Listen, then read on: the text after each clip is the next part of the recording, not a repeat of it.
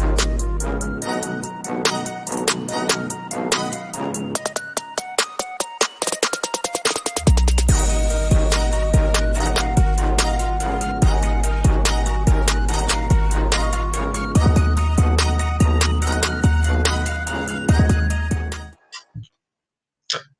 evening and welcome back to PoliTalks. Well, I guess I should say welcome back to me, as I haven't been here for a few weeks. I've been back in the kitchen, been back to bartending, so had a couple of events where I unfortunately got to miss out. But I'm very glad to be back with my friends and with everybody who's watching us tonight, and especially glad to be back for this conversation about the Vision 2040 plan being done by the USVI EDA. I think we're going to have a really exciting and informative conversation tonight. I'm looking to learn a lot about what's been going on. We got Sydney Paul with us. I think Darren's going to be joining us. I believe that Summer and Kemet will be here. And then we also have our special guest from the EDA. We have Mr. Wayne Biggs, and hopefully we'll also have Ms. Shanell Petersen here with us. So I think tonight is going to be a vibrant conversation, and we're going to talk about this exciting plan coming up. Hey guys, I've missed you. Missed you too, Frank. How you doing? I'm doing great. I'm doing real good. So it's good to be back on the show, though. So can't wait to dive into the meat of things. Welcome back. Thank you. So, how you guys been? Before we dive all the way up into it, how's everybody been? How were the last couple of shows? I only got to see bits and pieces because I was working, but. Well, I'll jump in really quick because last week we had a really great show that Summer and I led where we were discussing child abuse and sexual assault in the territory. I will just put it out there again to remind everyone. April is Child Abuse Prevention Month and Sexual Assault Awareness Month. We had on some great guests from the Women's Coalition and from Greater Changes, which is a local mental health counseling practice owned or co-owned, I should say, by Tariq McMillan, for those who know who that is. Really excellent conversation, one that I think we could have again and talk about other points in the future. But I was really excited to be a part of that conversation and excited for this one because a lot of the, there are a lot of, not parallels, but there's a lot of connections between the two, because when you think about child abuse and sexual assault, they're usually rooted in either crime, like why is the crime prevalent in our territory? Is it a mental health issue? And a lot of those things tie into economic security, economic prosperity or lack thereof. So I think we're on the right track for the discussions we've been having so far. Awesome. Yeah. Speaking of it being Child Abuse and Sexual Assault Awareness and Prevention Month, something really disturbed me that I saw on the internet in regards to sexual assault. And we're not going to dive on this too much, but did you know that they were promoting a National Rape Day in April? The people are I don't even want to get into it, but it's like a couple days ago, and people are sick. People are really sick. I was looking up information about the sexual assault and child abuse awareness month. Since I was with Vernon, and Vernon works for Family Resource Center, so this is the work that he does on a regular basis, and so when I looked into it, I found this tangent that was the complete opposite, and it was promoting people to go out and rape. And I don't understand how we've come to this, but anyway, we can move on from that. I think that it's absolutely disgusting. Anyway, Kemet, you're on mute. Hello. How you guys doing? How you been, brother? Can't complain. Good to see you. Yeah, man. Good to see all y'all. It's good to be back on the show. So, tonight we're going to be talking about the Vision 2040 plan. So, I think it's a wonderful, ambitious plan that is going to propel us forward. And tonight we're going to get into the nitty gritty, discuss some of the details, discuss some of the hows. How is this going to happen? And hopefully you'll get to the root of this information and get it out to the public. How do you guys feel about Vision 2040? Well, here's the director of the EDA, Mr. Wayne Biggs. Thank you for joining us tonight. How are you doing, sir? I'm doing fine. Thanks for having me on once again. Good night, everyone. It's a pleasure being here to talk about Vision 2040 and anything else related to the Economic Development Authority. So we're happy to be here, happy to spread the plan around. It has been finalized, so we need to get it out there to everyone so everyone can look at it, interpret it, and then we can move forward as far as implementation goes. Awesome. Cool. Well, we'll get back into how we're going to implement it a little further on in the show. But before we dive into asking you a lot of questions, I did want to ask the crew, each one of you just give your little 2 cents or 5 cents, however much money you got, about how you feel about the EDA's Vision 2040 plan. Sydney? Yeah, I'll start. The results are, well, first, I really was proud to see that one, there was a lot of effort put into engaging with the community and getting them to participate so that the numbers are substantive enough to know, that to just get a snapshot of what the community is thinking, right? And then looking at the results, it was consistent with what I thought the community may have been thinking about. The industries, the target industries make sense to me. The goals make sense to me. And we talked about this earlier on. And I told this to people before that these are some very ambitious goals. And I like ambition. I just want to have a discussion tonight around next steps, which I'm sure a lot of people have been discussing.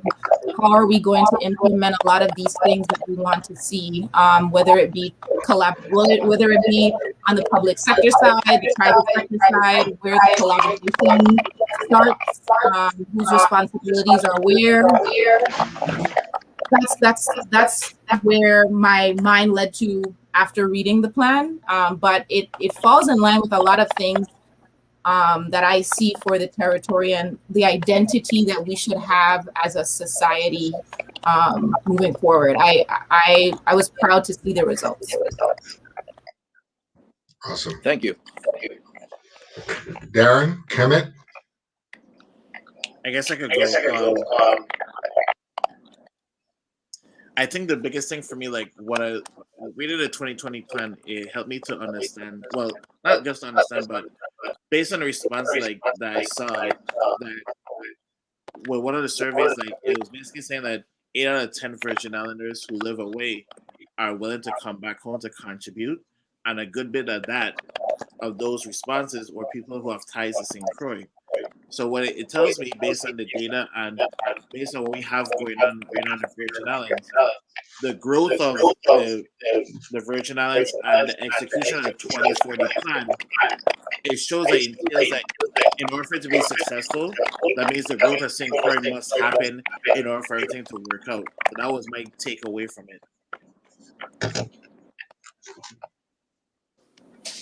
Hey, all, and not a lot to add on my end, and without making a lot of noise in the background, so I'm gonna jump back on mute soon. But I echo a lot of Sydney's thoughts. It's always refreshing to see when people consider what the community wants.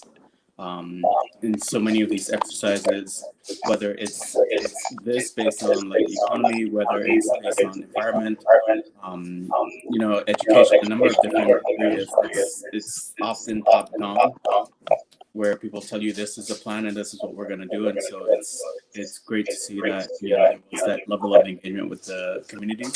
And yeah, I'm also very interested in how things get implemented towards achieving a lot of the goals in our plans. So. Good.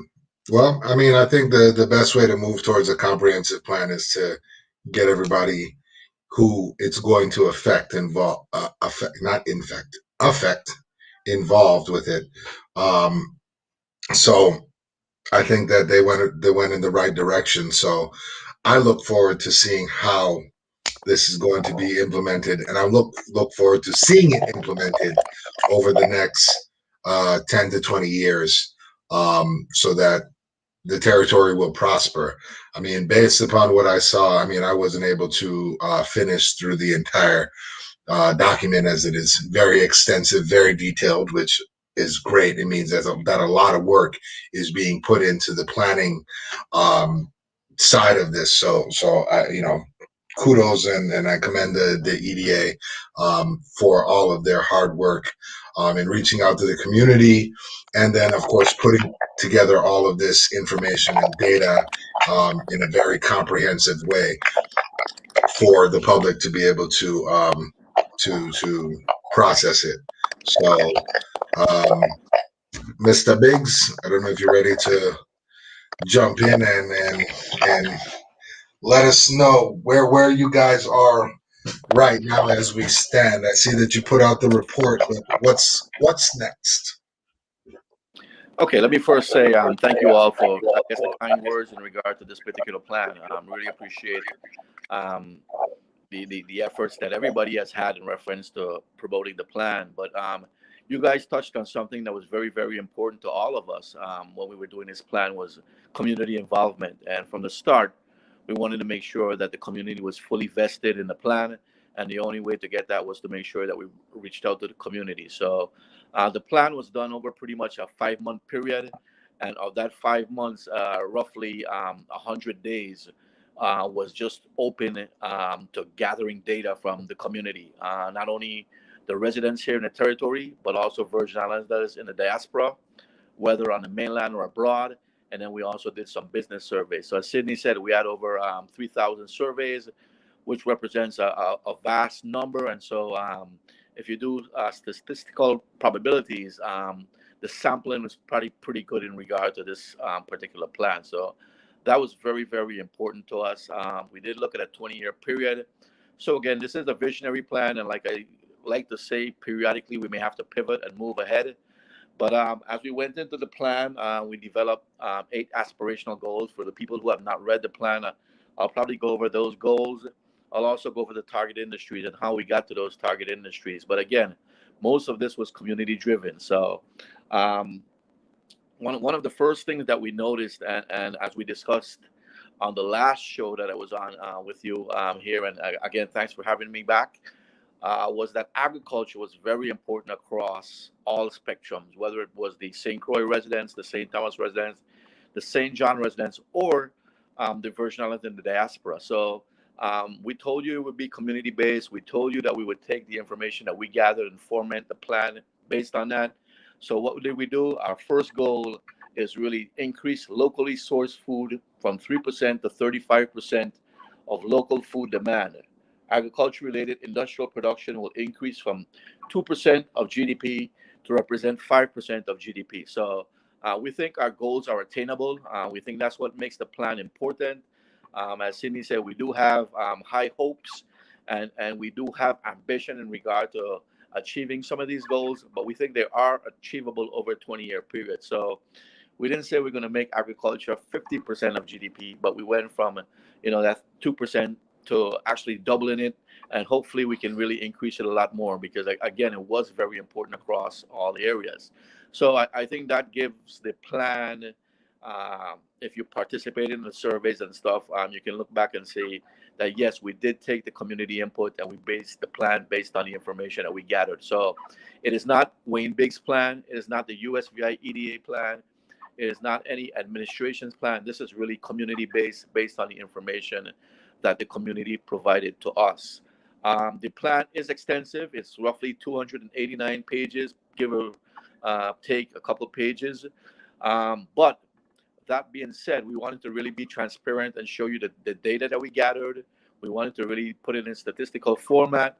We wanted to look at the challenges for the territory very honestly. So if you look at that plan, we don't whitewash some of the challenges that we have going forward, but we also wanted to create some recommendations. And if you look at the back of the plan, there's about 115 recommendations going forward. So if for those of you who are unable to read the entire plan, I would suggest that you at least read volume one, and it is created in 6 volumes. Volume one is the executive summary, and volume six, which is basically the call to action. So those are the ones that I think you really should pay attention to. But the entire plan is just interesting reading that I find, and I hope other people find it as interesting reading also. You can download the entire plan, or you can download certain sections.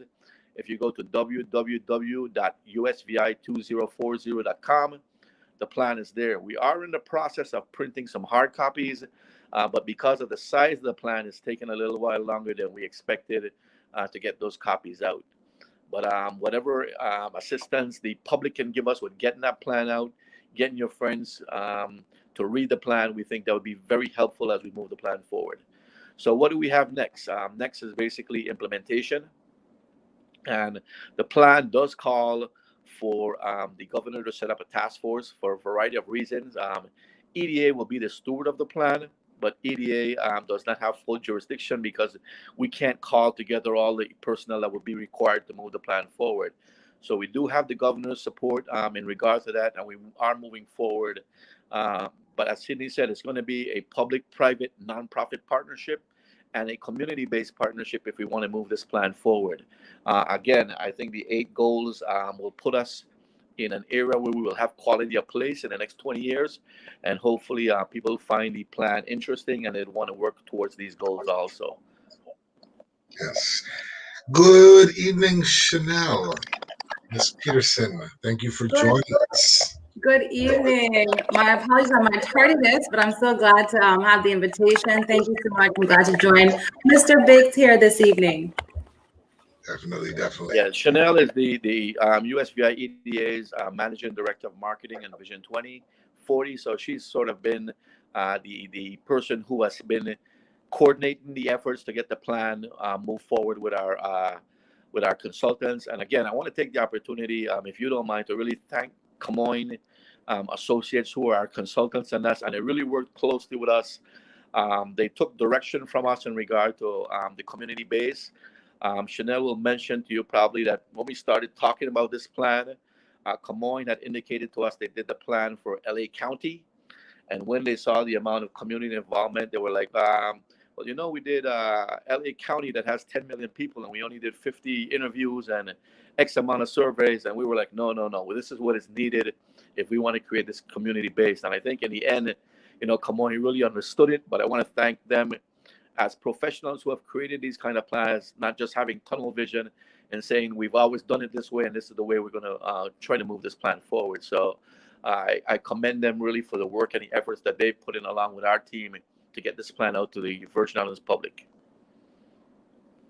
Absolutely. And to add to Mr. Big, it was almost shocking for them when they saw the level of responses. I mean, being compared to a population of 10 million, and they had gotten nowhere close to the survey responses as they got for our, you know, very small 100,000 plus with the diaspora. So it was a really good feeling, and I think it really showed the difference between how Virgin Islanders are so engaged with bettering the community and really, you know, putting more than just talk but action towards making this place better for everybody.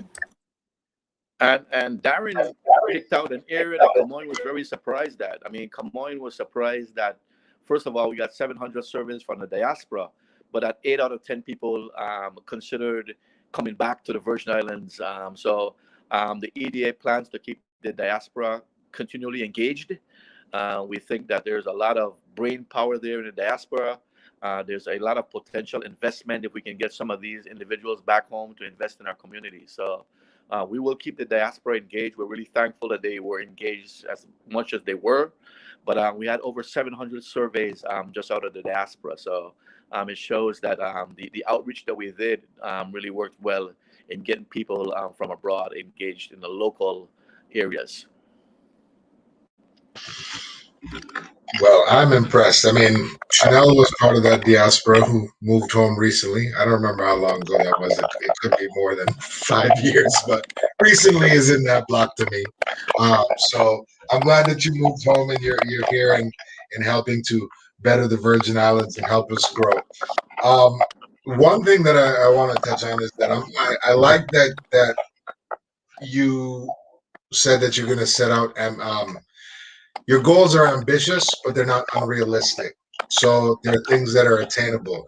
And if we could meet those goals and surpass them, then we're doing even better. But I like that, when you said you went from 2% to 5%, you didn't try and jump it up to 10 to 15% or something astronomical because it's a huge undertaking. I hope that this task force can be created sooner rather than later, and I hope that there's a significant level of cohesion where everybody is really ready to work together, and it's not about competition. I think that everybody who gets involved and is working to put this plan together and execute it and make it happen realizes that this is for the greater good of everyone and not for just a few individuals, because at least that's how I view the plan and what it's going to do for the Virgin Islands.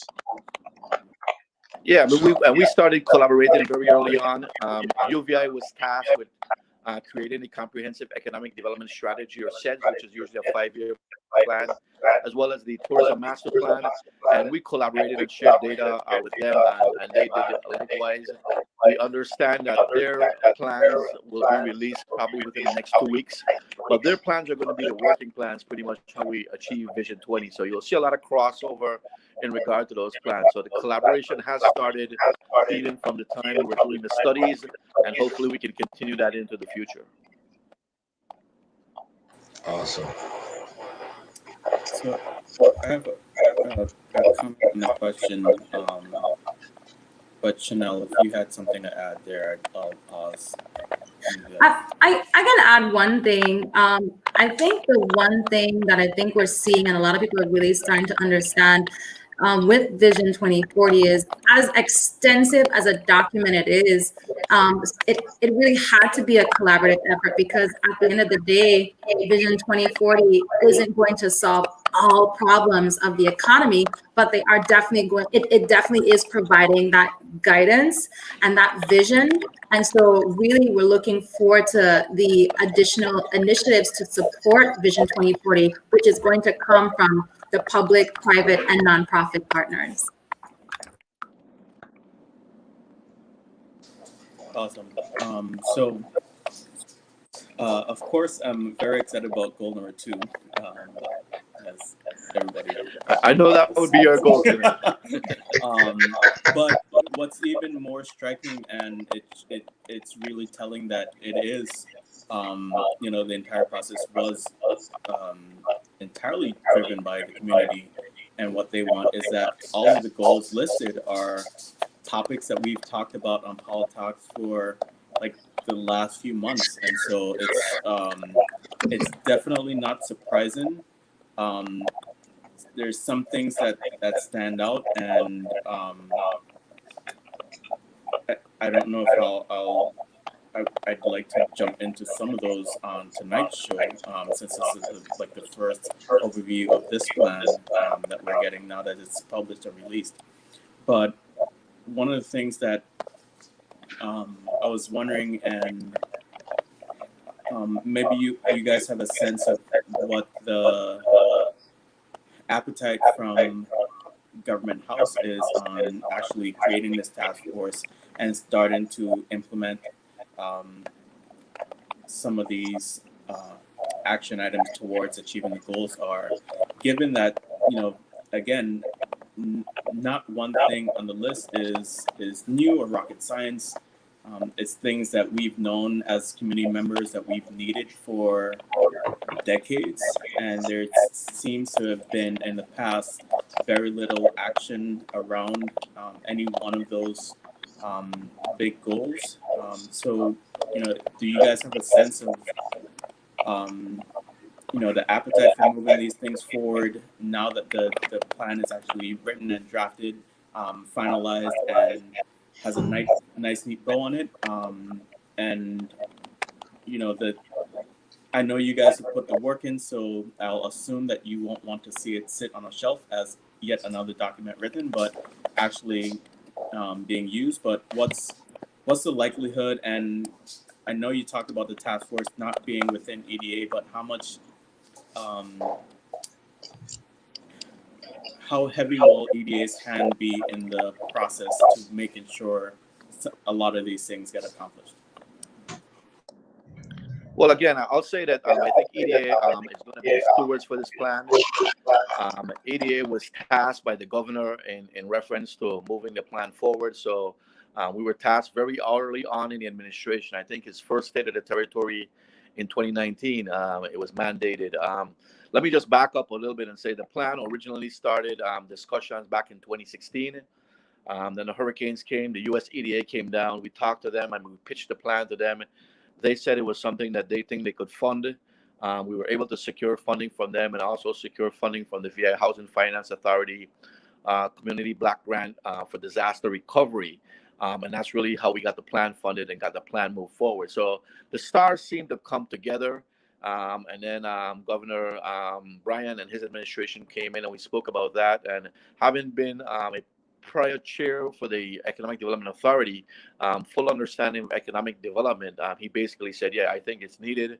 I want to move this forward. So we think there is the opportunities to move the task force forward, and we think it's going to happen very quickly. As I indicated, we are waiting for the SEDS and the Tourism Master Plan so we can make sure we mesh them all together. So as soon as they're released, I think the task force will come together and start moving forward.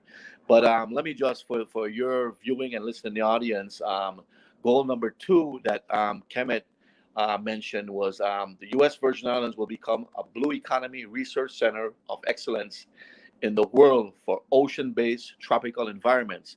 And that's another plan that the EDA is coordinating with DPNR and the Office of Management and Budget is a blue economy plan. And again, that's funded by the U.S.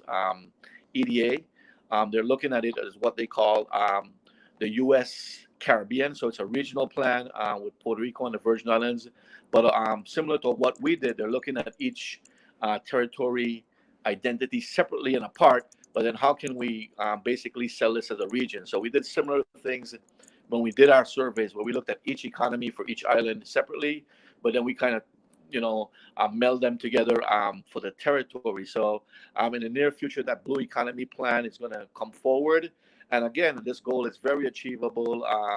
The University of the Virgin Islands has a stellar marine biology program, and we think that we can expand on this moving forward. So if UVI takes advantage of this early, there's no reason why they can't be in front of the blue economy. And oftentimes we talk about the blue economy, people think talking about just businesses in the ocean, but we also talk about preservation. How do we handle runoff? How do we handle pollution? How do we handle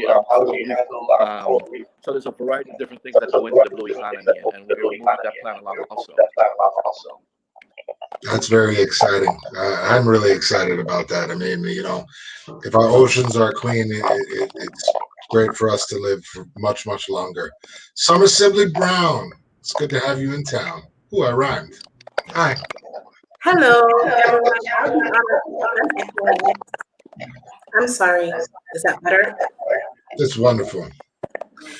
How is everyone? I was trying to track the conversation in the car and then I got dropped off. So I'm just happy to be here and get myself centered. Good evening, Shanell. Good evening, Mr. Biggs. Nice to have you all on the show. And there's back on the house. Just so you know. All right. Well, we'll let you catch up, Summer. I believe we got a comment about to come in. It says housing is going to be a major key to the diaspora returning. In the current market climate, it's basically impossible to compete with investors.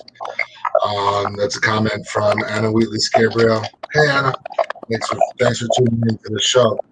I think that's true. I mean, I mean, to just jump into the big ugly word of gentrification, what's been going on right now in the housing market is I think it's boxing a lot of people out in the Virgin Islands from the ability to own and rent homes.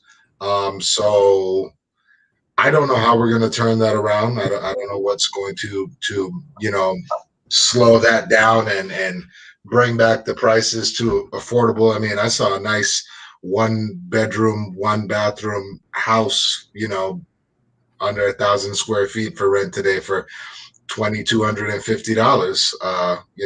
For one person, and that's that doesn't match up with our median income, at least based upon what I saw in the plan here in the Virgin Islands. So there's a lot to discuss to figure out how we're going to turn that around and make it viable for Virgin Islanders to continue to live here, because as it stands, we're an open market for the entire United States.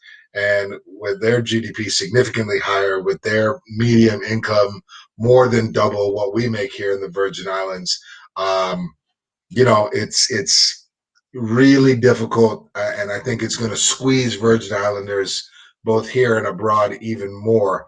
I just say, so. No, so to add to that question, so maybe no, to add to your statement and Anna's comment, thank you for the comment. I think maybe the question around Vision 2040 is, as one of your goals is to increase, I forget which goal, but is to increase population by 10%, right? What is that actual number? So are we talking about an additional 15,000 people, an additional, if we're at 150,000, $150,000 population, are we looking at attracting 15,000 more people? And is there a deliberate, or is there a strategy to ensure that we are attracting, that we have equitable opportunities to attract people, right? It's not just to bring in people who have vast majorities of wealth, but people who could take advantage of the opportunities being created in Vision 2040. And first and foremost, I hope some of those 700 Virgin Islanders who participated in the survey, making here a viable space for living for them, right? And so as you guys work to build out the strategy with this task force, do you think there will be a strategic approach to attract back Virgin Islanders as well as other people from the diaspora? I have one thing. Is our population still that high? I thought that we had a significant drop in population, that we're probably at about 100,000 throughout the territory right now, right?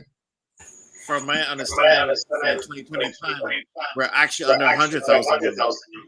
Oh, so we had a real significant drop. So the 10% increase in population would essentially bring us back to where we were a few years ago, right? Basically. Anyway, go ahead and answer the question. Sorry. So I believe Mr. Biggs actually got cut off. Were you able to hear the question? Yeah, I'm back in now. Yeah, I mean, I heard the question. I was backstage for a few minutes. I will say our population is probably lower, but if you look at goal number 5, that is to increase our population by 10% over the 2020 census. And the reason for that is in any economy, you're going to need to achieve economies of scale in regard to that. And you can only do that by increasing your population. I'd like to say, in reference to the housing comment that was done, we have been working with some entities that we're trying to attract here in the territory to create what's called workforce housing, or what may be known as middle-class housing. So it'll be a mixture of townhouses, a mixture of single-family dwellings, but where there's construction costs significantly less. So we've been working along with the Senate, the Virgin Islands Housing Finance Authority, and a couple others to really bring some developers here who will create this type of what is called workforce housing. So we are trying to address that also. I think all of these things are cyclical. For some of us who are a little older, we know that after Hurricane Hugo, we saw the same type of cycle where prices went up as a result of people having disposable income from insurance, the construction work that was ongoing, or the reconstruction work that was ongoing. But it's basically cyclical. So we see the ups and downs. We've seen the housing bubble on the mainland.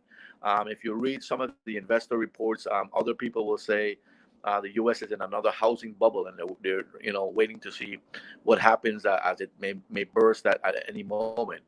But hopefully we'll be able to address all of that as far as population goes, as far as housing.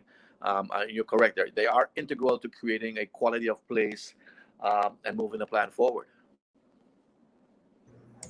And just because I'm definitely the data person in here with all the details to the plan, you are correct. It's estimated 95,000 for the current population.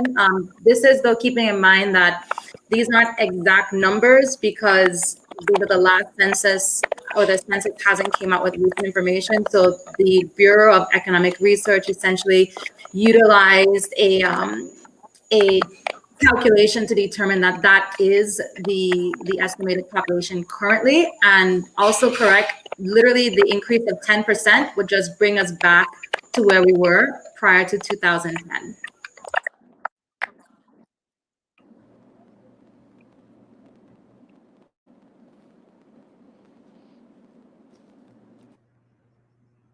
So I had a question. If you guys could still hear me. You're good. You're good. Okay, cool. So Director Biggs was talking about economies of scale, right? And for that to happen, you need businesses that can scale. So providing the types of jobs to attract the Virgin Islanders back home to increase the population to where you need it. Hopefully, we're focusing on jobs that are providing salaries that can give Virgin Islanders the quality of life that they need to live back home, right? So making sure that those salaries are compensating them for the skills and the skill sets that they have that they're bringing back home and all of these things.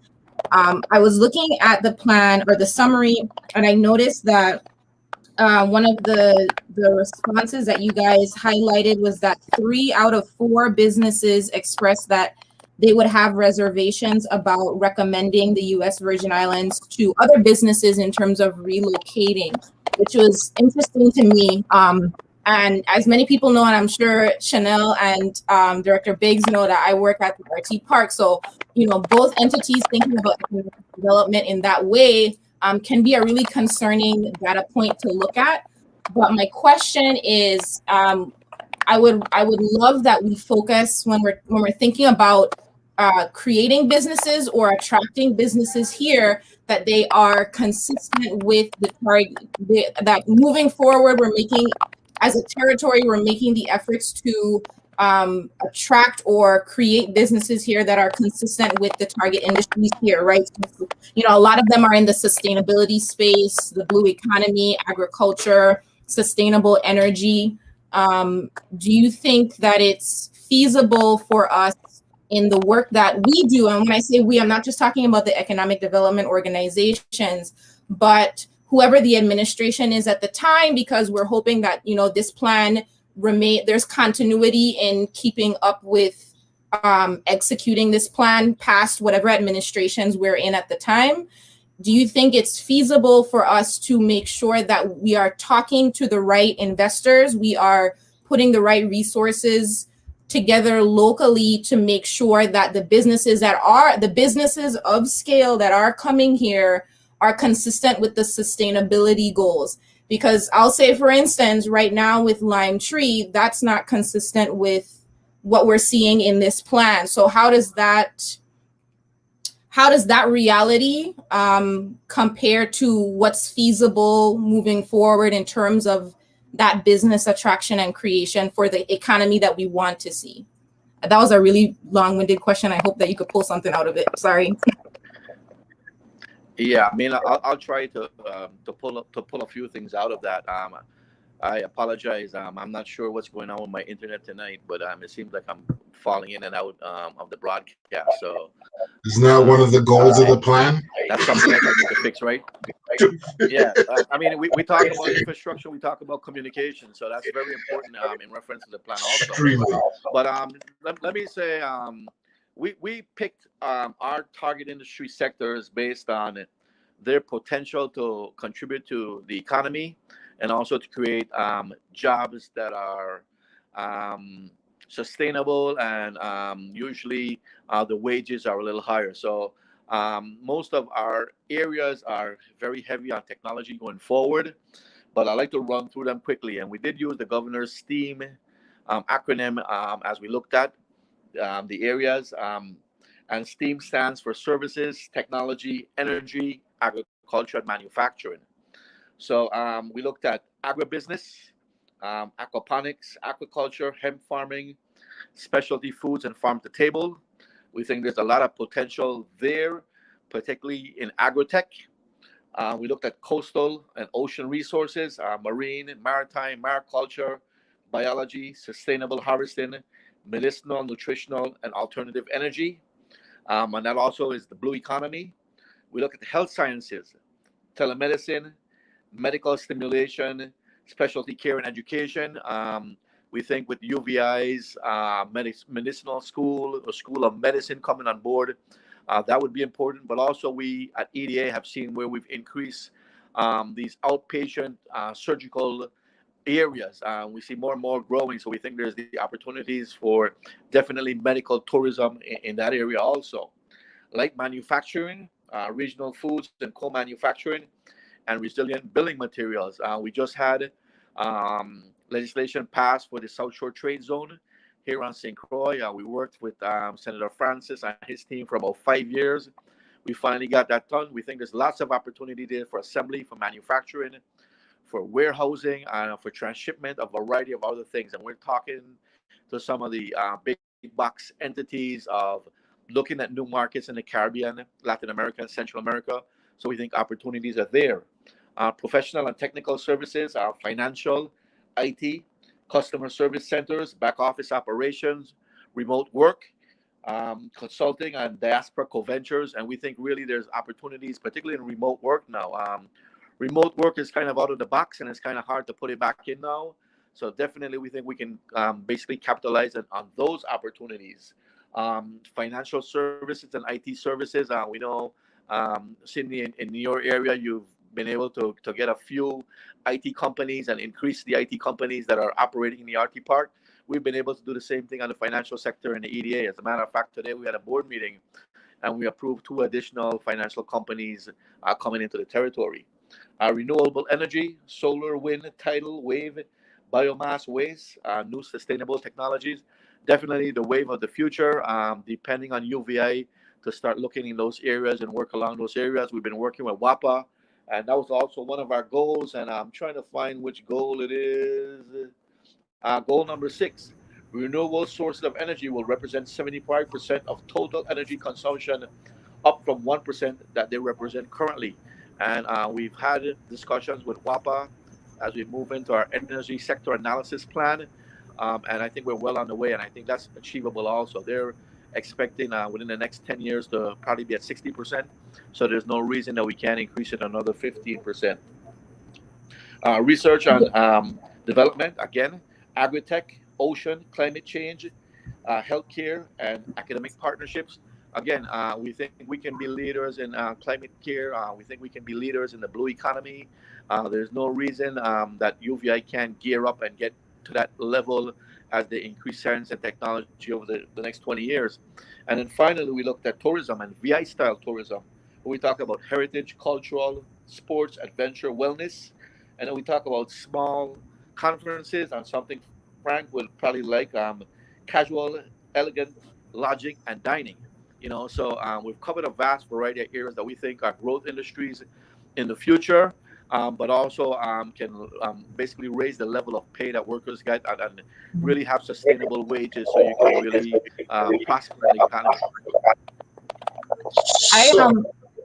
Go ahead, Sydney. No, I just wanted to follow up quickly that like I said, those are those all fall in line with the identity that I think a lot of people want to see, right? Which is why those are the results that they are.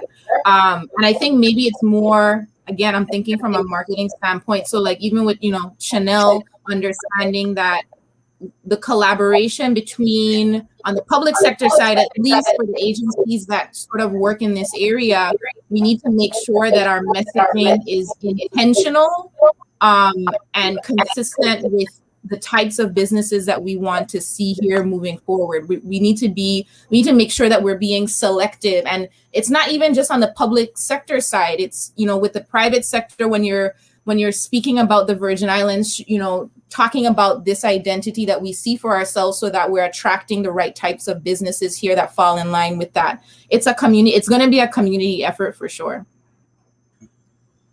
So my question was, in creating this new identity for the Virgin Islands in terms of our industries, our business, our tourism, and everything else, how are we going to make the hard decisions to remove the entities, the industries, and everything else that does not correlate with this plan? The things that are negatively going to impact the blue economy, our environment, the sustainable businesses, and everything else. And then my second question, and maybe we'll get to that later, is how are we going to ensure continuity of this plan throughout the administrations that are going to happen over the years? Because I think that there's been a lot of great plans that I can recall from my childhood that, it's like, woo, we're going to do this. And then the administration changed and they're like, nah, we ain't going to do that because that's not our legacy. We need the credit, so we're going to change up the plan. So how are we going to make the hard decisions to tell people, yo, you got to stop doing what you're doing or do something different? And how are we going to ensure that throughout the next administration changes? So that's what, five potential of 5. I mean, they could do 2 terms, but a potential of 5 administration changes over the next 20 years. How can we ensure that this plan continues to move forward? Of course, there needs to be a few, things change over time, but how do we continue to drive it forward to reach the actual goal? So I want to jump in because I don't think that's something the EDA can ensure. Why are you sounding so far away? I don't know. My mic is right here. But I don't think that's something that they could ensure. I think then it falls upon the constituents of the Virgin Islands to. I really sound that far. I see everybody everybody's like, can you hear me now? Put the mic close to your mouth. Like literally, can you hear me now? Now we could hear you. That's crazy. Hi, everyone. I'm not going to drop the mic. No, what I was saying is I think that's an unfair ask for Mr. Biggs and, Shanell and the EDA, because I think it's up to the constituents when it comes to elected officials and who our next governors are to make sure that we know and they know how important Vision 2040 is. I think that it could sit in a task force. I think we could put in a shared community place in a public-private partnership. The rest of driving this plan forward has to be with Virgin Islanders. We have to find a value in the plan, and we have to vote for people who understand that their legacy as leaders is past the legacy of 4 years, right? So it's really it's on us. Like, I do think there's things that they can do to ensure it's in a common communal place. But we, the people, have to hold our leaders accountable if we feel like this is a plan that is working for us. And, Mr. Biggs mentioned last time it was evergreen, right? So this is not a concrete plan, but something that should be adaptable. And so really using this plan as a jump off point to build the Virgin Islands that is true to the identity that we have as Virgin Islanders already know, right? Because it was built on our feedback. So, I mean, I just think that was my response. I know you were asking Mr. Biggs and Shanell, but I was just like, I'll jump in. My question on continuity was for everybody. It was for the public. It was It was just a general question because we have a problem with continuing plans. So that's my concern. This is so funny. I'm gonna do this every time I gotta talk. Yeah. I I may feel not like say that so Tyler cancel Kent said culture that. been a thing in the Virgin Islands even before it had a name, right? We don't get discontent with our leadership, and then we don't want to cancel everything that they did. And so our voting identity has been around cancel culture. The governor do one thing you don't like, or two things you don't like, and cancel that. So we get behind people who propose radically different. And I think it's going to take one strategy to this. I think something the EDA can do that would be helpful is, as the lead steward, is keep giving us information so we actually have accurate information on how this plan is progressing, so we can make informed decisions when it comes to how do our electorate's vision and platforms align with Vision 2040, and it's based in facts, not hype. Right? The website is a great start because then anybody can go and research it and then hear what a candidate's saying and be like, this song like this switching up on us. Did they even read this plan? So that's one strategy I would suggest.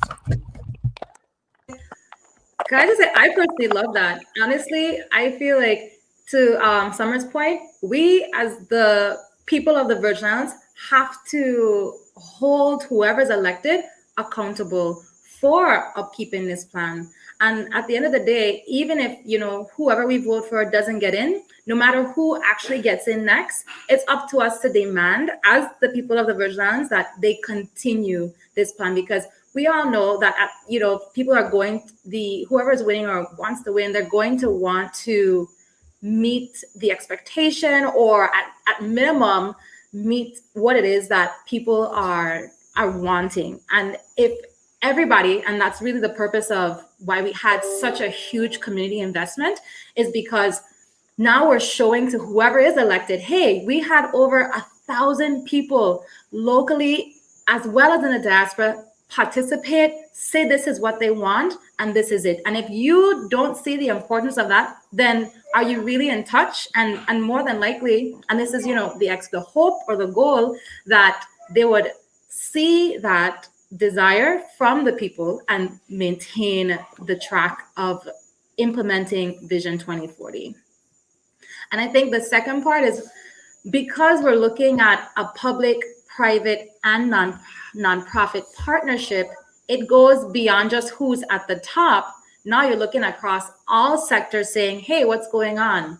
We're supposed to be following the plan. So once again, I feel like it comes down to holding them accountable and then demanding them to actually be held accountable. Mm-hmm. So I'll jump in quick now. I think this is a perfect place for me to jump in. And yeah, I think we definitely need some work around that. Around outreach, education, awareness on the wider community about what elected officials should be about, because in an ideal world, yes, I think all of that makes sense. And the realization of what is the Virgin Islands right now, that's not what's happening. That's never happened in the last few decades that I can remember. And it goes back to Frank's original question, like, how do we ensure continuity, not just of this plan, but I think, the points that you guys made about accountability and letting your voice speak is important, but unfortunately, that's not been the track record in the Virgin Islands for forever. It's forever. And, a few episodes back, I suggested, a lot of people aren't electing individuals under the guise that, you're hiring someone to do a job.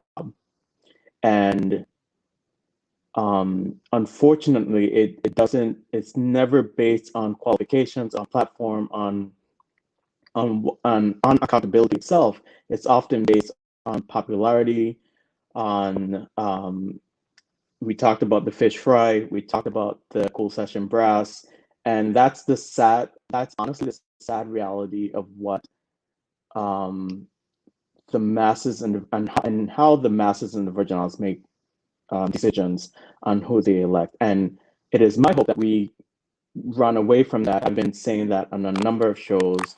We run away from that and just focus on what's real and really what benefits the Virgin Islands. This plan is a perfect example of, how we can strategically move forward towards creating the better community that we've all wanted for the Virgin Islands for a number of years. But I think it's going to be on us, and I haven't gotten far enough in the plan to see if it's in there on how we do that work to empower people so that their decisions help everyone, so that they realize um, that for most of the, whether it's government house or legislature, like, you are hiring people to make decisions on your life and your child's life, your grandchildren's life. And I think not enough people do it with that in mind. And hopefully we get there. So that's my comment on all of that. And I'll jump off the soapbox about that. But one of the things I wanted to suggest to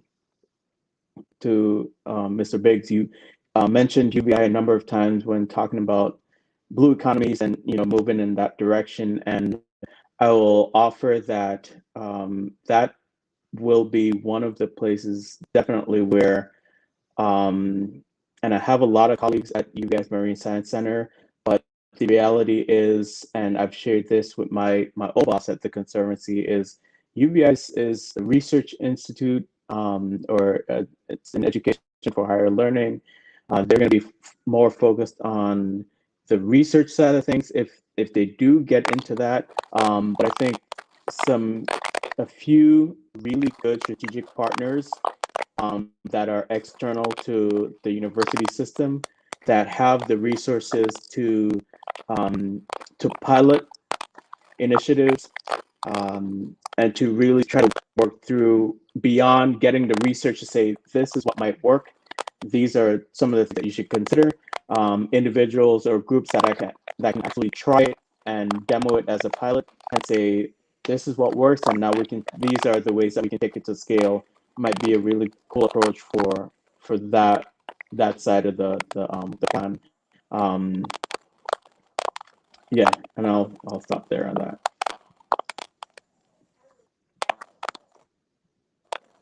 Yeah, I appreciate that, Kemet. And I think, we don't have all the answers in the territory. I mean, I think we have the mind power to do all the things that need to be done, but definitely we're going to have to collaborate with people from the outside and entities from the outside.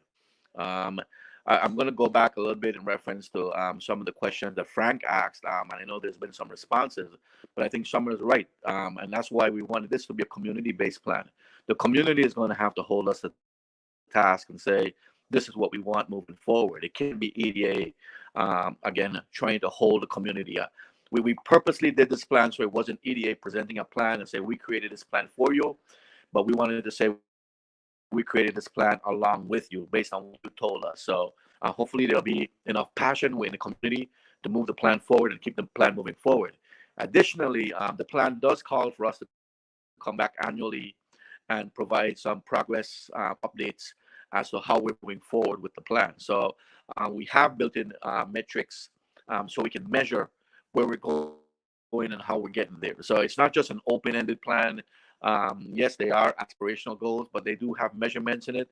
It does call for us coming back periodically and letting you know that we're out there and we need to get that information to you. So we're hoping again that the community will push the plan forward. We will steward the plan. We will do our part, but we need the community to do their part also. Currently, we have a lot of support from the administration, from the legislatures that are there.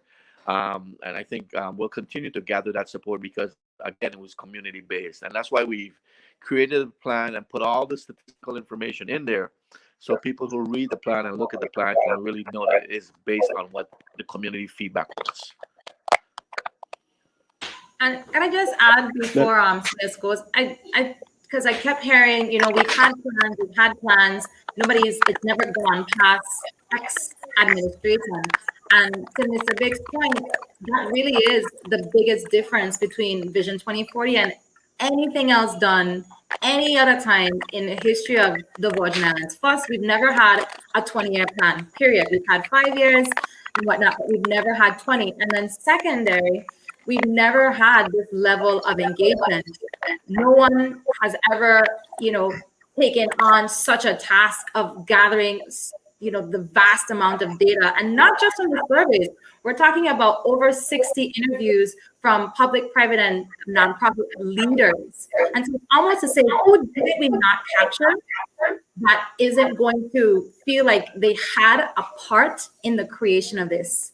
And I think that's really where, as well, you have the difference between what has been created in the past that maybe still sits on a shelf or never got off the shelf versus, I should say, what we have right now. It's just so different. And this is, the time, as Mr. Big said, that we have the passion, we have the commitment to actually complete it. And it's not just a small group of people that got together and made up this plan, but no, it was literally, a wide variety across so many areas and fields and et cetera. So I think that's really one of the bigger things. I'll just one last point on the whole blue economy thing. Yeah, I'd actually love to get involved if there's an opportunity for me to assist in any way. I mean, I sat on a group with a really strong team for the Caribbean region focused on not just coral reef restoration and sustainable seafood issues, but we looked at sustainable tourism, we looked at marine protected area creation and effective management. We looked at fisheries management and a number of other things around that concept of blue economies before it became the buzzword that it is today. So I am available and free to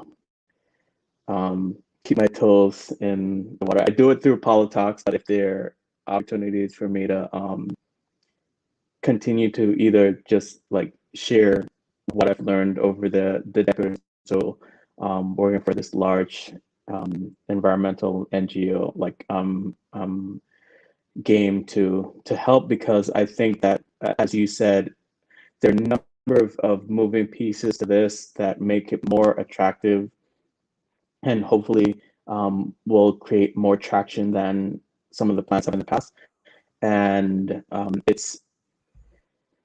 there's nothing in working in the field that I've worked in, nothing like seeing strategy on paper with metrics and all of the boxes are checked in terms of how we can actually affect change with this plan.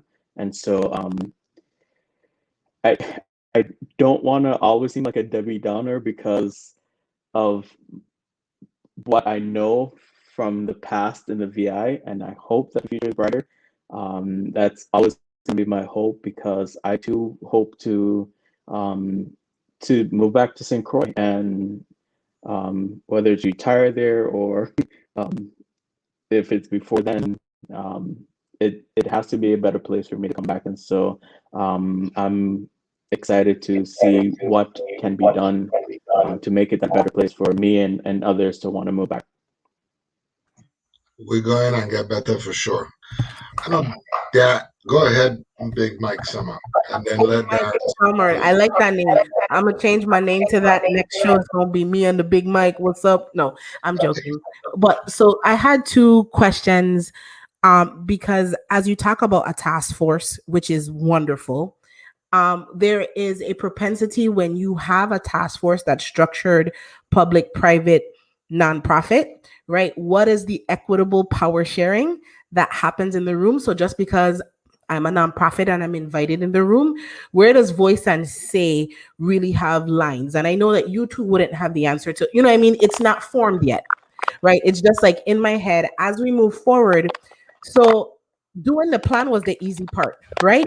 You guys did a beautiful job of communicating, engaging. I think the more difficult part now is dealing with difference and the issues that come up when we're building something, the unintentional consequences of certain things, language, and the way that systems dominantly run.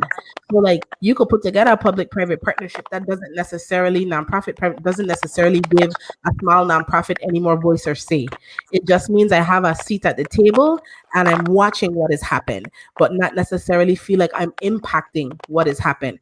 And sometimes big entities, even without knowing, minimize the voice of smaller ones. So that's like something as it's set up, whoever is hosting that part of the setup really has to think about power sharing and equity as it plays out.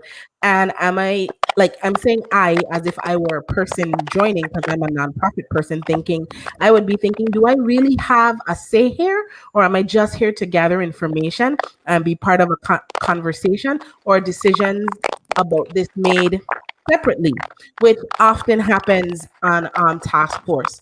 The other thing I think that popped up is if we want this plan to rival a fish fry, then we should make it as such. Like maybe there needs to be a community campaign around the plan to help everybody own all the goals and see the benefit of the goals so that we, like we have to kind of make people, we have to make the plan sexy, period. We have to make people love it, like it, sing it, get Adam O to make a song. I don't know, do something with it that puts it front and center when we can meet, have festivals around it. I don't, but that's the truth. If you wanted to rival a fish fry, then you have to make it one. Because people want to celebrate something. There's no winning out good food, camaraderie, and cool session. Like let's just name it. We's Virgin Islanders at our core.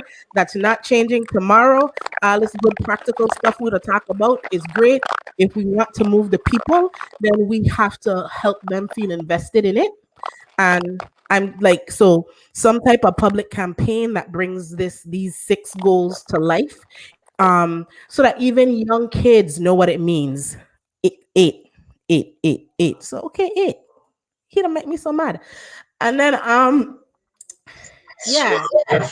And then lastly, like I remember in the first conversation, I trying to get everything before the drilling start. People, they're doing construction in my house, so that's why I'm on mute and the mic's not working. But the thought of intergenerational wealth, Mr. Biggs, is something that you brought up that was central to Vision 2040. And so as we think about business attraction and versus business creation, really being intentional about how we use this to take who is here and allow them to elevate and amass a level of wealth that it becomes intergenerational, and how we attract people who share the value of intergenerational wealth for themselves and for the Virgin Islanders that will become a part of their business structures. And I don't know how we determine that, right? I don't know what questions you ask a company coming in that says that, but I think the principle has to be key in it. And I'm using these words because I just attended an evaluation for transformation work and talking about the difference between systems change work and change work. And transformation means that things look different, and principle-based evaluation, looking at the values of something and letting that be your guiding indicator. So that's me. They're gonna start drilling. All right, back on me.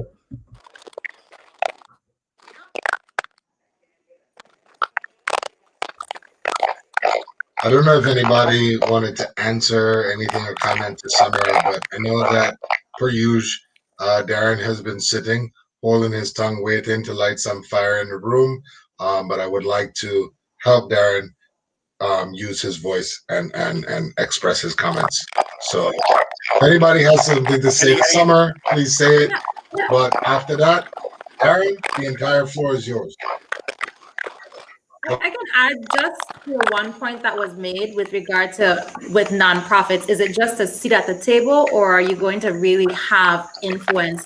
And that's one of the greatest things. I'm going to say that like I think the plan is great, no bias, of course, but within the initiatives, we've actually listed where nonprofits we are expecting them to lead, not just partner, but really be the leaders. And one of those areas are, leading the youth in entrepreneurship. Clearly, that's something, we could see nonprofits not just being passionate about, but really driving. And the list really does go on. There's at least 5 to 6, maybe even up to 10, where nonprofits are being asked to lead these particular initiatives. And in other cases, throughout the list of initiatives, nonprofits are asked to simply partner or participate. So I think that really shows the difference between, like you said, Summer, not just having a seat, but really not even, having impact, but driving that actual goal, driving those actual initiatives. And that's really the beauty of how the plan is written and how we're hoping to really see this be implemented. Yeah, if you look at the implementation guide in volume 6, it does identify entities that are going to have to take the lead in various areas. And there is public, private, and nonprofit entities that we're saying would have to lead various areas if we're going to implement this plan. So we don't want you just sitting at the table. We want you really participating and moving the plan forward as we get to that 20-year vision. So again, I encourage everybody to read at least the executive summary and volume 6, which is the call to action. It includes the implementation guide and some of the other areas, what the outcomes possibly could be based on, some of the past histories in reference to places that have put plans in place and stuff. So it's very important. It tells you who can be the lead. It tells you what island benefits. It tells you if it's a short-term, a mid-term, a long-term goal. So really, the plan is really extensive as you read the plan and you look through the plan.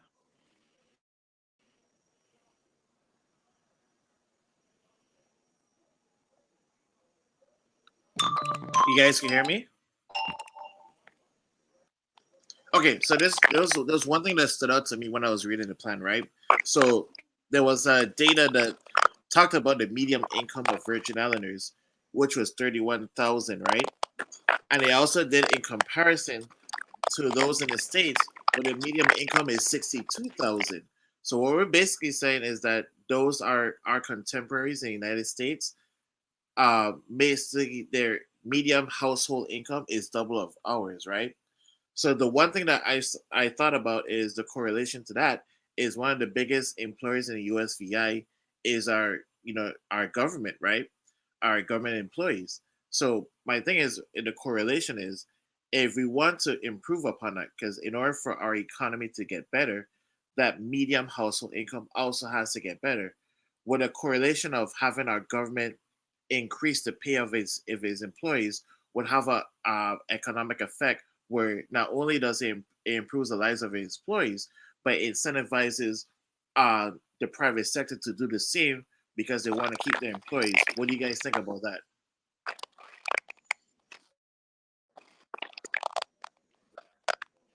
Yeah, I mean, I think definitely pay is one way not only to keep talent but to attract talent. So I'm sure if the government could afford to pay everybody at higher salaries, they would be more than willing to do so. As you know, there's a move in many areas to move the minimum wage to $15. That will help significantly. But we really have to look at can the government afford it at this time? But definitely higher salaries will make the jobs more attractive. Anybody who has done any type of recruiting for positions, including here at EDA, I mean, we've lost talented individuals to higher paying jobs elsewhere. So if the government can pay higher salaries, definitely there's a correlation between higher salaries and the economy booming, the economy growing. But that's why we also try to recruit investment through our EDC tax incentive program. When we recruit companies, we look for companies that are paying salaries that are between the median and a higher age, the higher levels of pay. The Department of Labor has these occupational wages, and they give you a range. And so when we're evaluating whether we want a company here or not, we look at what salaries they're paying, and we look at it's higher than the medium range. So, I mean, that's one way that we do that. And someone was asking some questions in regard to that. Was it Sydney in regard to how do we do some of the evaluations? We also look for companies that are willing to pay fringe benefits. So that's a requirement in our EDC program as we try to attract investment into the territory. And then we look for companies that are going to pay a 401k or similar type retirement plan. So we are looking at how do we create wealth in the territory? What type of plan are you going to give? What type of benefits are you going to give employees? So when we're doing the evaluation, we plug all of these into a model that we use, a cost benefit model, to see, is it beneficial to bring this company here, or is it beneficial just to tell thanks but no thanks to the territory? I, We have a significant amount of gain. Well, our communications infrastructure is showing itself. I I just wanted to piggyback on what Director Biggs was saying, because I absolutely agree with him, and I want to emphasize that, or not emphasize, but just give my observation about how we tend to look at our economy, right? So Darren is absolutely right. The government, the public sector, is one of the largest employers in the territory, and it should not be that way. The private sector should be one driving policy, right? Because you're the government, the government works for the private sector. The government, those services are supposed to build and help support the expansion and success of the private sector.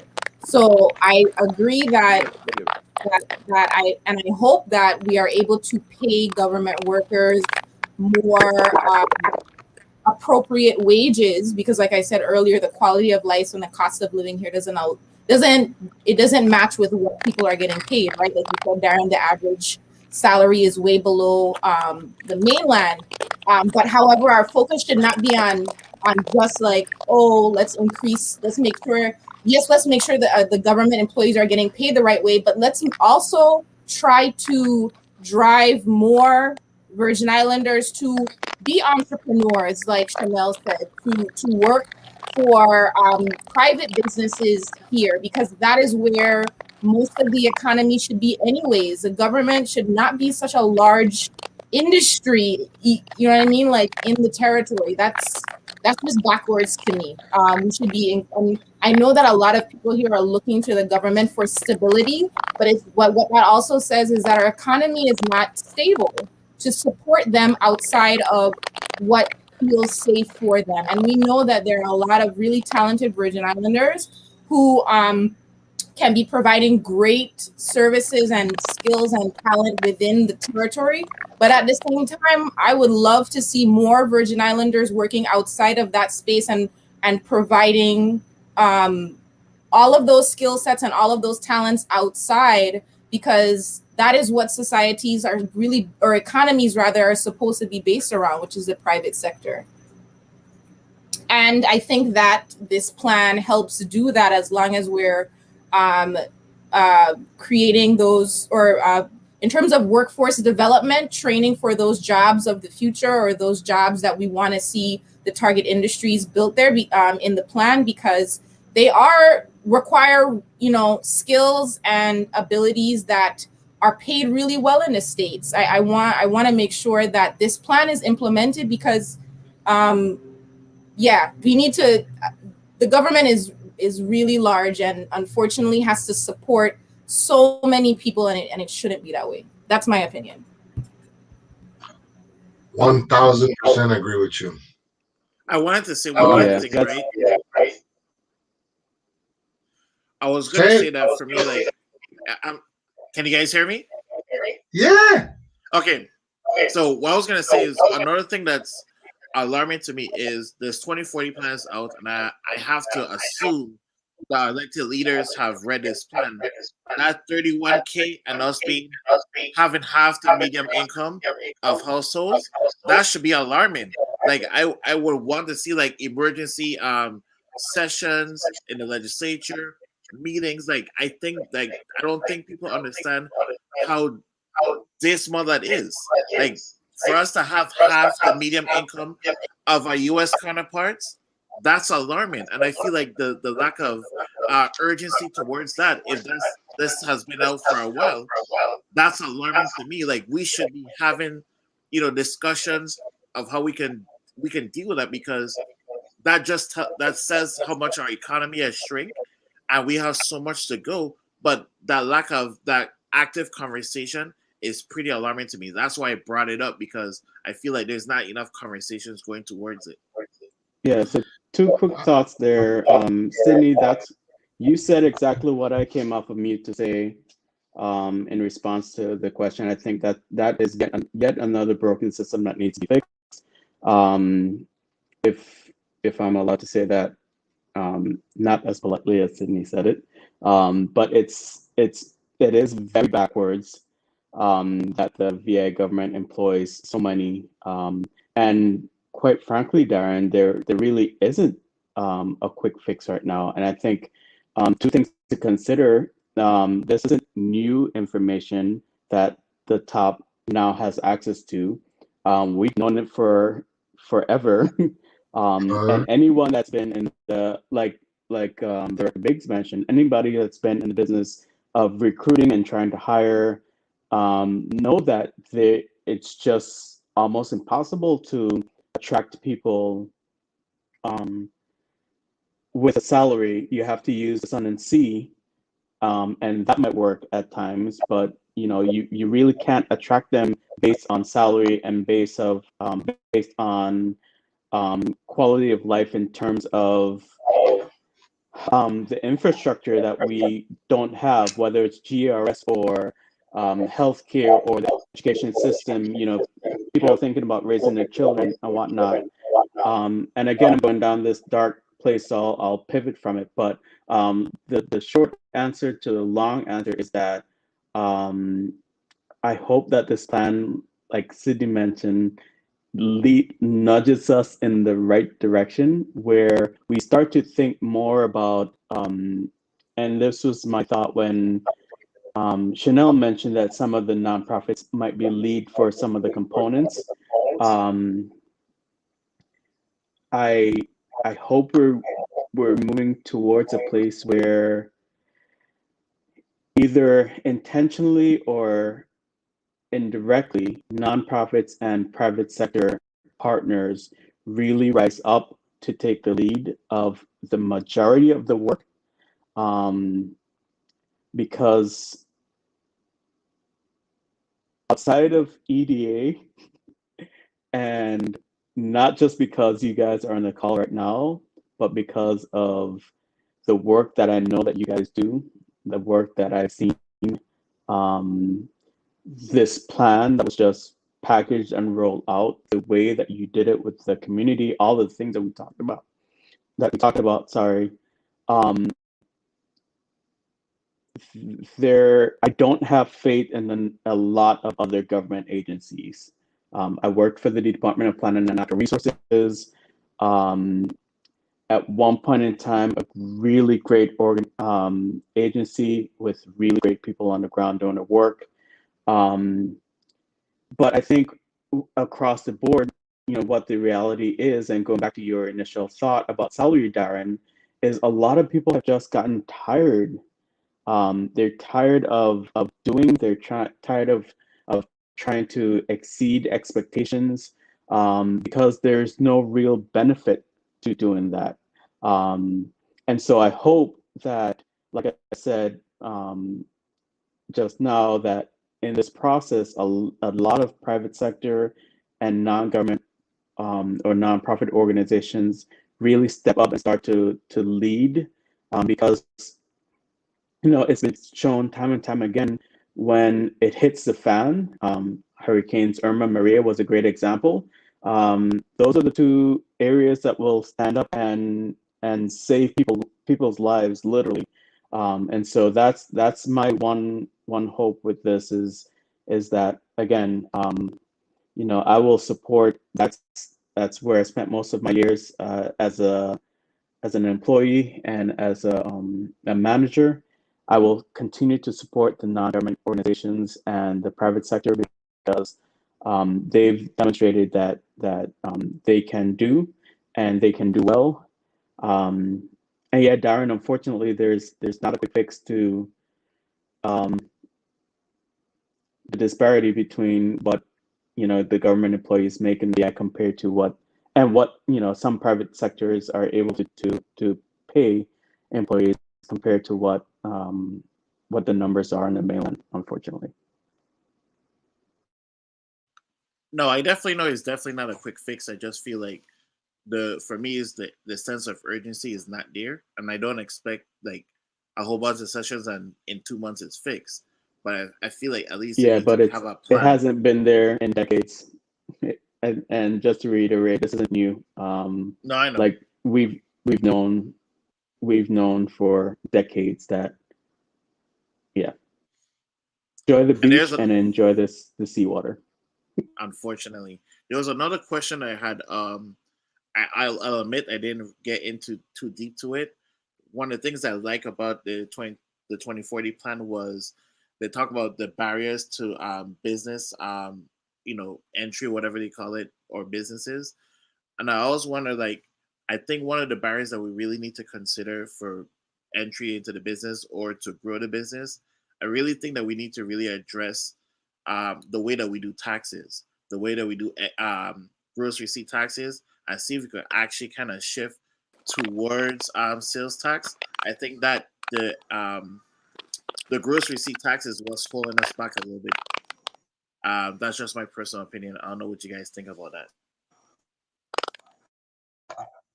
I think it's all the other taxes. And it could be also those two. I think maybe if we could get to a point where there's more of a flatter rate, I think that could help us. I'm just pointing out there if that's what you guys also considered as well.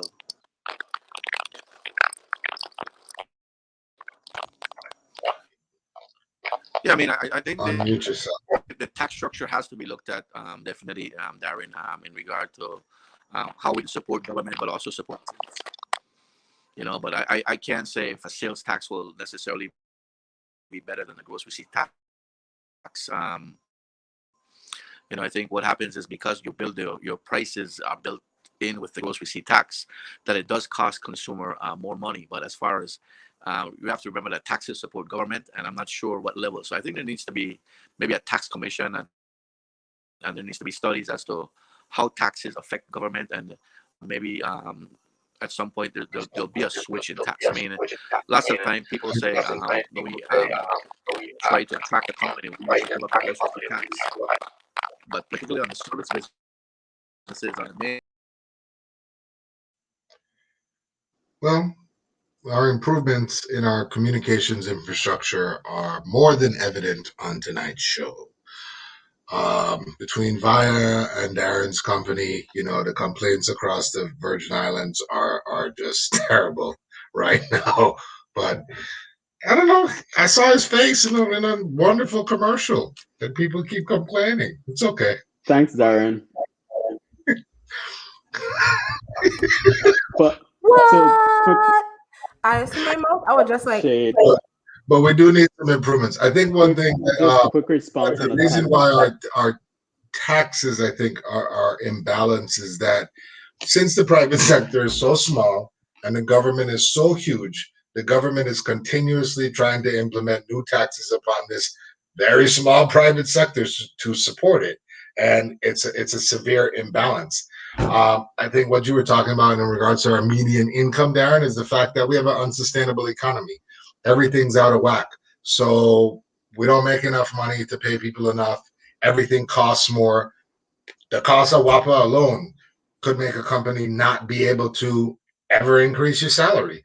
The cost of goods, the cost of everything, the fact that we import everything, the fact that there is no push to try and, well, now there is in this plan, to try and circumvent some of that importation and the need for outside influence so that we can start creating and doing for ourselves to offset the cost of everything so that people can make more and live comfortably. I think that for a small island nation, we are a little different because we're caught up in the American economy. So $31,000 should be able to support you in this size of a community, but it, I don't have the language for it. I really don't. But I know that everything in our economic system is a little bit out of whack, and that largely has to do with the fact that we have to bring everything in. So costs of everything are very high, with the energy costs being astronomically high, and our government being way too top heavy. Big Mike Summer, I see you want to say something on your mic, but you're on mute. I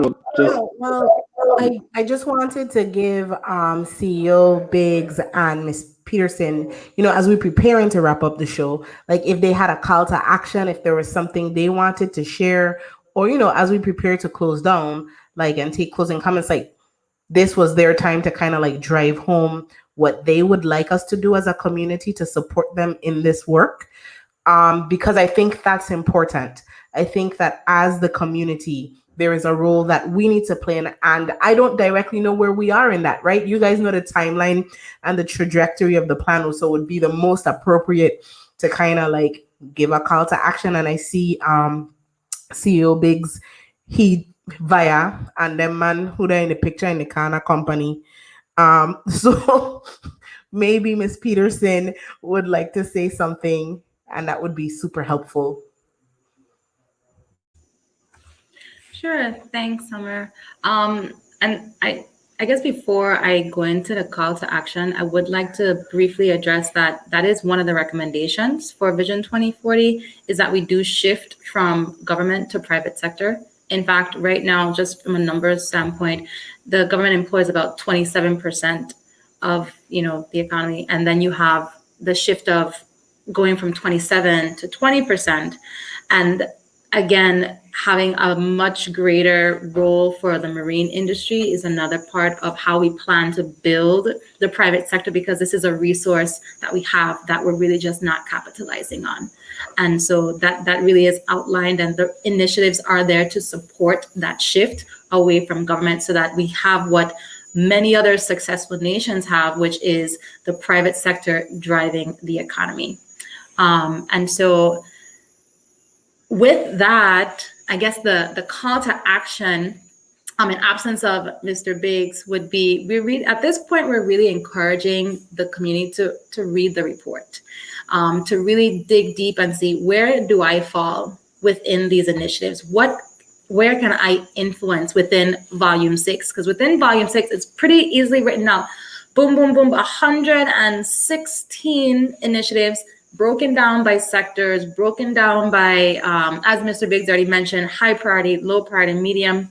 And so it's really about identifying, where do I fit in? Where does my organization, where does my nonprofit, where does my company, where even my ideas fit in to really drive the initiatives? And so, and then I guess for those folks who may not be as engaged, it may even just come down to awareness. Who have I shared the plan with? How am I talking about the plan? Because I completely agree when it comes to that lack of urgency.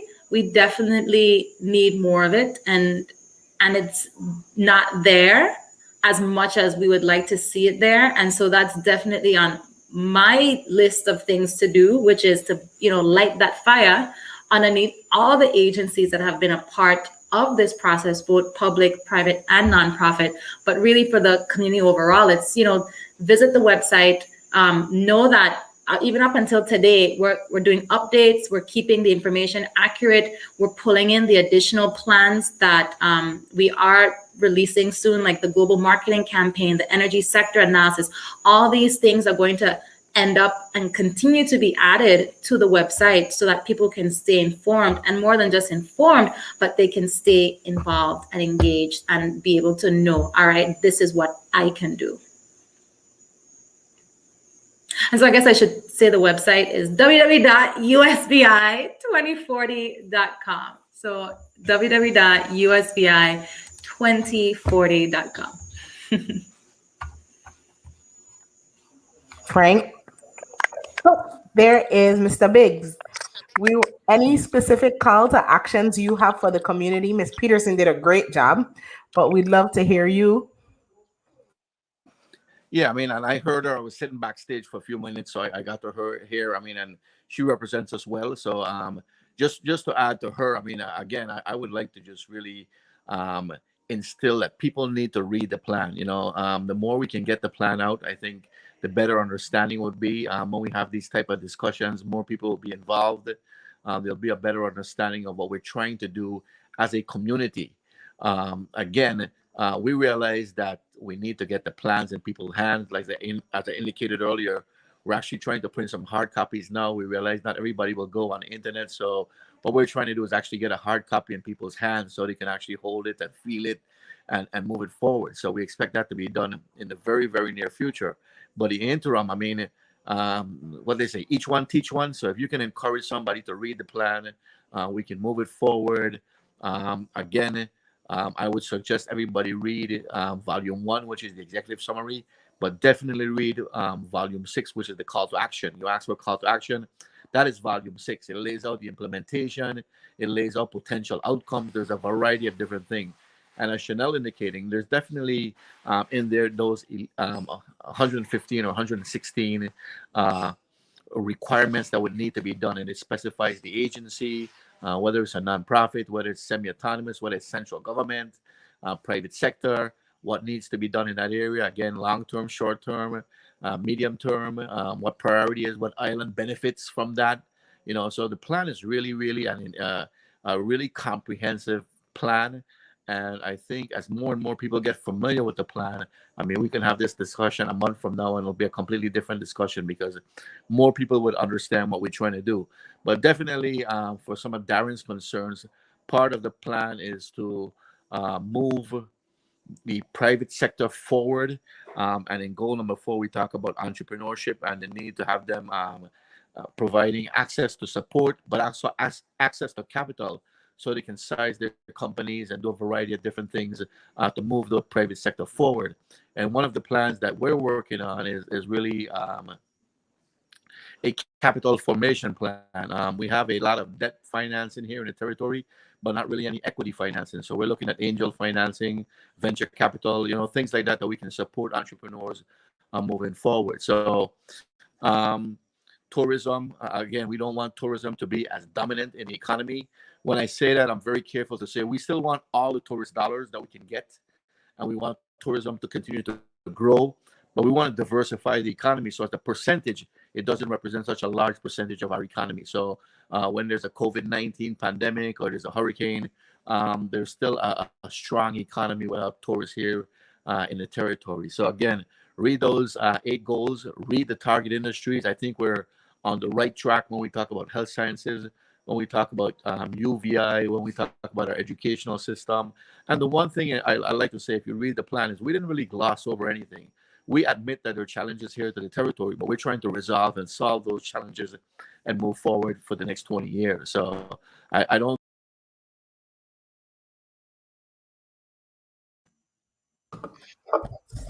See? We're working on infrastructure, Vision 2040 in the house. We don't worry. In a little bit, because that's probably one of the urgent areas. In a little bit, we're gonna have this connectivity problem, right? Tech's gonna be more central, infrastructure is gonna be great, and I'll buy a new mic, right? I don't have to hold like to I my do nose want to for you all to hear me. Just wanted to shout out the Virgin Islands Economic Development Authority for always answering the call to the invitation and coming on the show with, data, information, a really beautiful mindset of how this work should be done with community. Last time that Mr. Biggs was on the show, he demonstrated that, Shanell, you came on, it's the same thing. And one thing I think, hopefully, if I can speak for the regulars on PoliTalks, is that we appreciate that community-centered approach to this work. And you guys are doing a great job. Nothing is without question, concern, or redirection, because there's things we're going to have to work through, but it seems like you're positioned to work through it and have that mindset of openness and adaptability. So that's the beginning.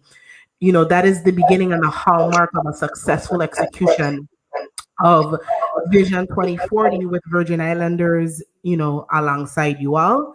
This has been another Tuesday episode of PoliTalks. Mr. Biggs right in time to smile and tell everybody good night as we all wave and just, tune in next week at 6:30. I won't be late. I'll have a new mic. We're going to have interesting guests, interesting conversations. Thank you for all those who commented. And, EDA, this will not be the last time we have you on this call. Inform the children who will run things in 20 years. Yes, Ms. Hodge, yes. We will make them understand what 2040 is about. So that means we're looking for some fish fries and cool session and lots of beautiful splashy campaign. When we could meet, when we could be, in a place together, I just saying. Because it will help people have buy-in. And yeah, now I'm rambling, so I'm just gonna say this is WTJX. Thank you so much. See you next week, Tuesday. Good night, everyone. Thank you.